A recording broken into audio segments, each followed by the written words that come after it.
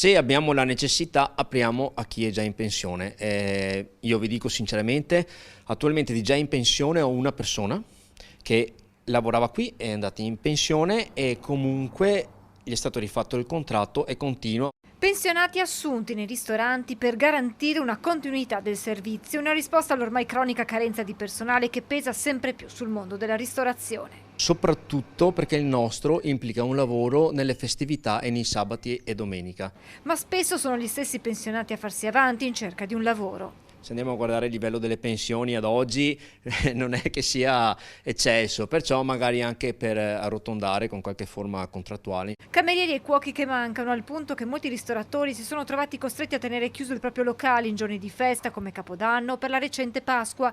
Molteplici le cause di questa situazione, ma tra le principali, secondo il vicepresidente FIPE, una popolazione sempre più anziana e la ricerca di una qualità di vita diversa, conseguenza della pandemia. Gli orari sabato, domenica festivi sono uno dei primi deterrenti, come dicevo prima, per il discorso della qualità della vita, perché cercano piuttosto un lavoro che gli impegni dal lunedì al venerdì. Negli anni è cambiato dunque l'approccio al mondo del lavoro, così come è cambiato il modo di affrontare un colloquio rispetto al passato. Era un colloquio dove speravi ti chiamassero a lavorare, andavi a lavorare, stavi in silenzio. Qui invece è un colloquio dove arriva il giovane e la prima cosa che ti chiede sono, diciamo, è brutto da dire, ma quelle sfumature. Ci sono però anche molti giovani, giovanissimi volenterosi che hanno voglia di imparare e per questo anche a livello di governo bisognerebbe investire su di loro, conclude Zago. A livello di governo dovrebbero riprendere in mano un attimo la situazione contrattuale e poi della formazione.